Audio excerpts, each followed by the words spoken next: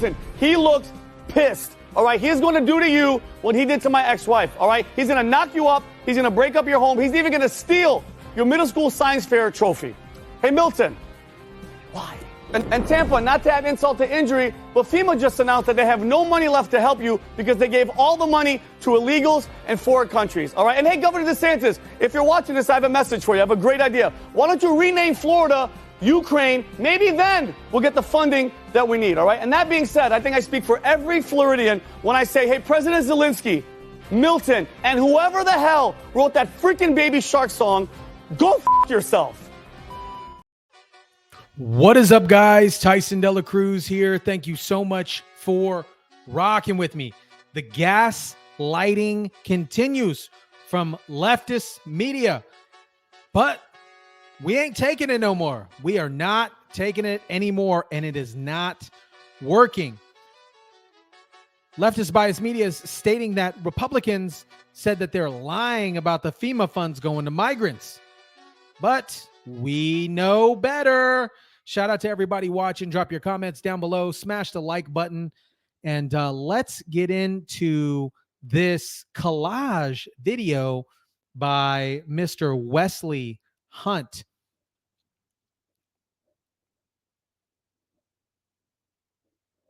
Well, some Republicans are claiming that money set aside by Congress for disaster relief is instead going to migrants. But the White House and FEMA saying that is just not true. I mean, it's just categorically false. It is not true.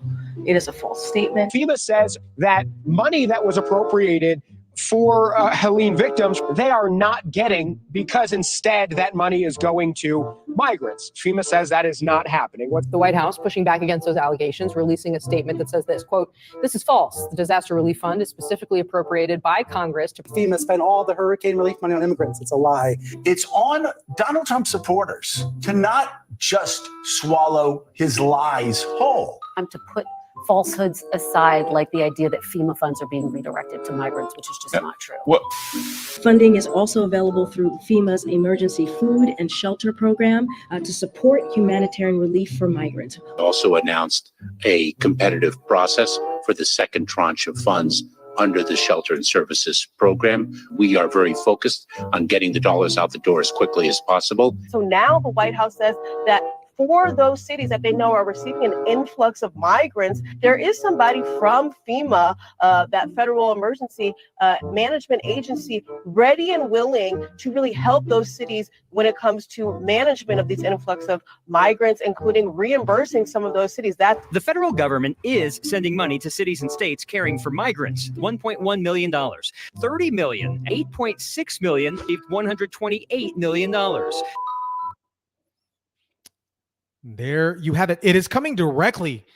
These are from the generic version of Mr. Clean, Mr. Mayorkas, stating that they have no more funds for FEMA because they had reallocated their funds to illegal migrants. Now, guys, this is incredibly frustrating to me because it seems like the American people are last. It doesn't seem like the American people are last. I'm going to say it. The American people are last in this administration's viewpoints. And it's sad that they always push and say, Republicans are making this political, but it is the Dems that are making this political. You can even hear this in the news report of the hurricane. Let me share this with you. Incredible hurricane. It has dropped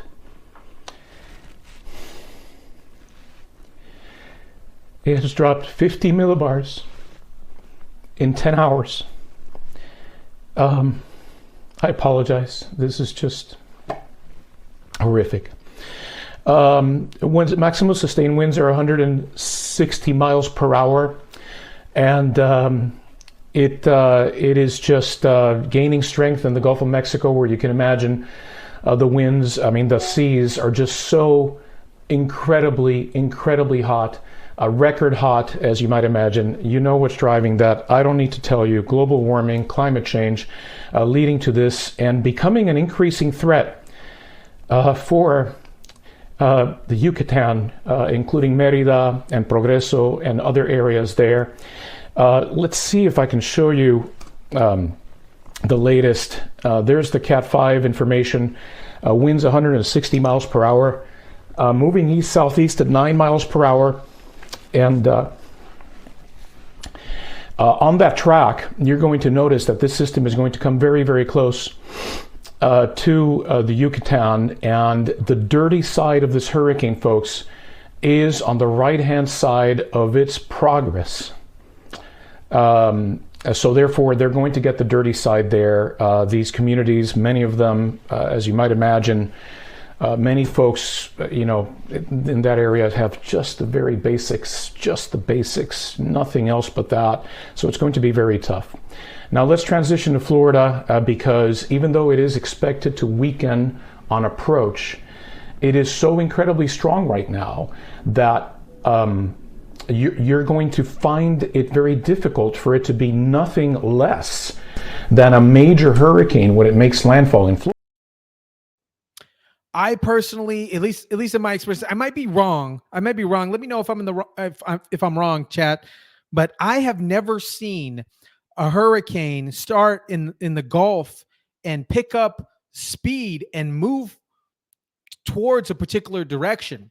A buddy of mine and I were having a conversation earlier today about the directions of Hurricane Katrina. Now, I'm not going down the route of potential conspiracy theories for the states or for the purpose of YouTube's, but I'm saying, like, how can this be? How can this be? Same thing with Hurricane Helene. Hurricane Helene, it went over mountains. I don't know. It seems a little odd, don't you think? It seems odd. And you know what else is super freaking ridiculous and makes me so pissed off? And I think the people in those particular areas where their houses were messed up and where their livelihoods were messed up is when the administration comes out and says that they're going to give you $750. $750. That's 2 nights in a hotel in Florida, if there's availability. It's freaking bananas to me. These people, a grandparents and a child that were on a roof, and it was before the roof swept away, the building swept away and they drowned. But there's a photograph of the last photograph of them on the roof, and they're terrified. And this little girl and her grandparents are on this roof. And how much relief are they going to get? Is it going to be like Maui, where you give them $700? That's more insulting than giving them no money. A one-time fee of $700, but you're going to give Ukraine 170 whatever billion. These people, it's bananas. You're giving Ukraine $1 billion. It is freaking bananas. Dems are putting America last. My question about North Carolina, you had these killer storms, which, by the way, was a third big story this week. Yes, these another storms. And there's a lot of displacement in western North Carolina. Now, Asheville is a blue dot in that area. I was going to say, Asheville's voters there. Yeah. But those voters in Asheville are they're the kind of voters who will figure out a way to vote. They're upscale kind of liberal voters, and they're probably going to figure out a way to vote. I'm not sure a bunch of these folks who've had their homes and lives destroyed elsewhere in western North Carolina in the mountains there are going to be as easy to wrangle for the Trump campaign. So that's I don't know how that's all going to play out, but it's an unpredictable element in North Carolina that has made it maybe a little more. Coincidence? I don't know. When Peter Ducey asked Miss Jean-Pierre, by the way, I don't know where her, I don't know if she has a wardrobe person, but her wardrobe is very similar to The Mask from the early 90s films. I'm not sure if her wardrobe is inspired by that. Here nor there, excuse me. Peter Ducey absolutely demolishes Miss Pierre. And on this issue of funding, the administration has money to send to Lebanon without Congress coming back. But Congress does have to come back to approve money to send to people in North Carolina. Do I have that right? Here's what I'm going to be very clear about. The president and the vice president has had a robust whole of government response to this. Hundreds of millions of dollars. I said it at the top, more than $200 million that we have directly put towards survivors here for disaster help. And that's because of this president's commitment to make sure that we are there for communities that are impacted. We take this very seriously again. We take this very seriously. I don't believe her. And before the hurricane hit, we pre-positioned more than 1,500 federal folks on the ground to help. And so we have made sure that every state has gotten their storm requested emergency declaration. They requested it, and we made sure they received it. We've taken this very seriously. More than $200 million that we have provided to the impacted areas. But instead, people want to do disinformation, misinformation, which is dangerous, because then when folks on the ground hear that, they may not want to ask for the help that they need. That is there for them. That's our focus here. But President Biden is fond of saying, show me your budget and I will tell you what you value. If he's got money for people in Lebanon right now, without Congress having to come back, what does it say about his values? There's not enough money right now for His people value. in Exactly. Thank you, Peter. North Carolina who need it. That's not misinformation. Wait, no, that is your whole premise of the question is misinformation, sir. No, it is not. Your whole premise of the question is misinformation. No, he's clearly stating that there are funds for Lebanon. And if those funds for Lebanon, he's clearly stating facts. It's not misinformation. This is ridiculous. People in Lebanon right now will tell you what you value. If he's got money for people in Lebanon right now, without Congress having to come back, what does it say about his values? There's not enough money right now for His people values, in North Carolina who his- need it.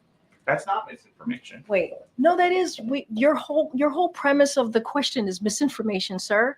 What you do? Yes, Which it's part? misinformation. Is there money to send to Lebanon right now? I just mentioned to you that we provided more than $200 million to folks who are impacted in the area, and I just shared with you that people are deciding not to.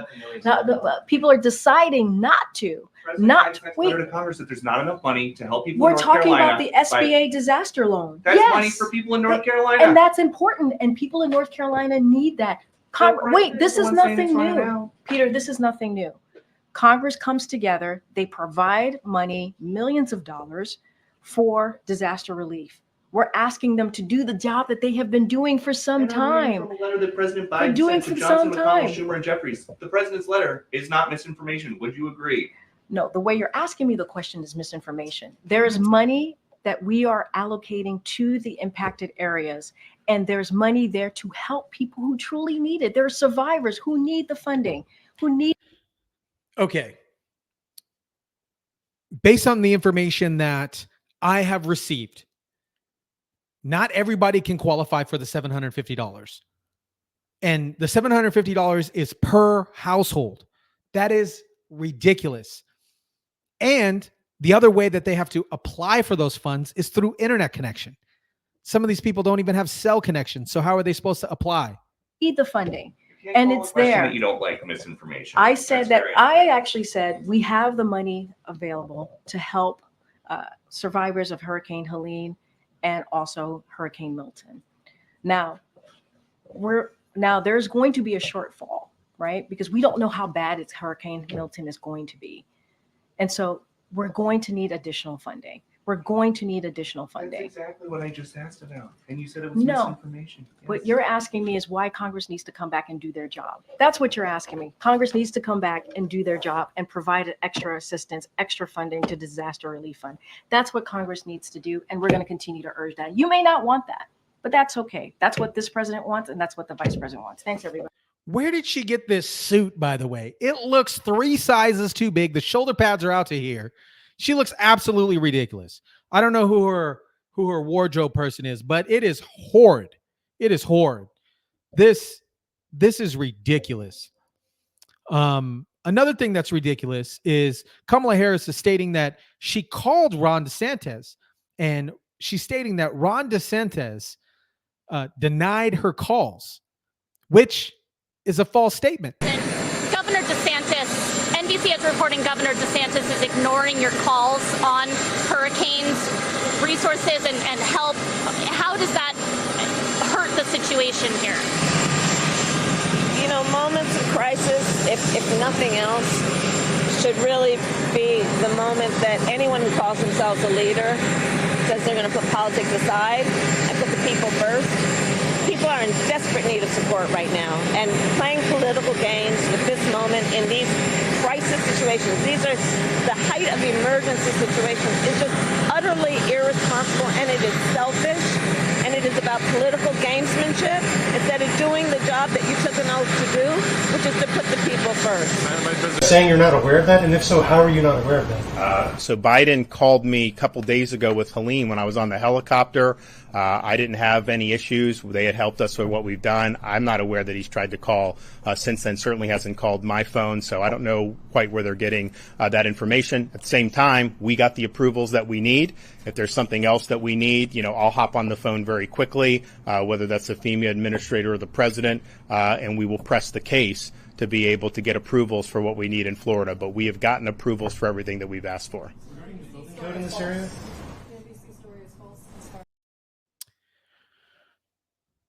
Ridiculous. Kamala Harris is stating that she doesn't want to play political games with people's life, and you shouldn't play political games with people's lives. But based on a normal person's viewpoint, who is playing political games with people's livelihood? Let me know. Drop it in the chat. And we've been laser focused on leveraging all resources available, including from the federal government. And I've been in touch with both FEMA and the president, as well as marshaling all our state agencies and working to support our local communities. And so for Kamala Harris to try to say that my sole focus on the people of Florida is somehow selfish is delusional. She has no role in this. In fact, she's been vice president for 3.5 years. I've dealt with a number of storms under this administration. She has never contributed anything to any of these efforts. And so what I think is selfish Has she ever is her called trying to before? blunder into this. No. And here's Has the she ever thing. called before? She has no role. No, she has no role in this process.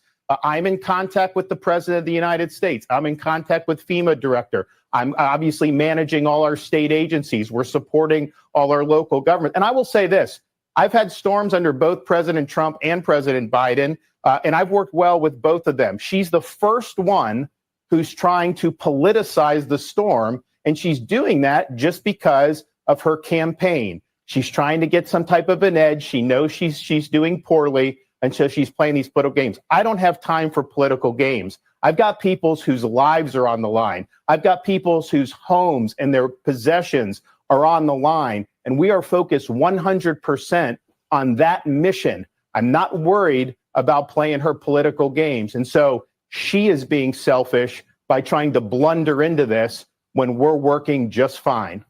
Exactly. 100%. What do you guys think about that?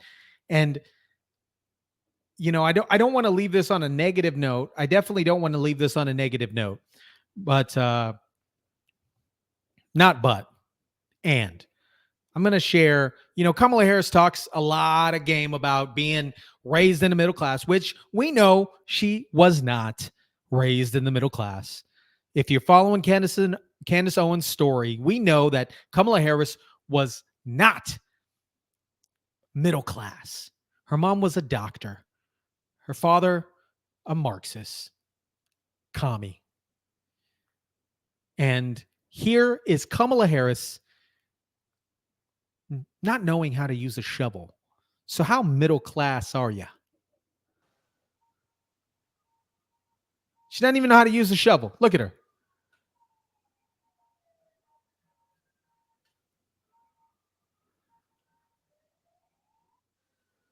Look at this. This is pathetic. Absolutely pathetic.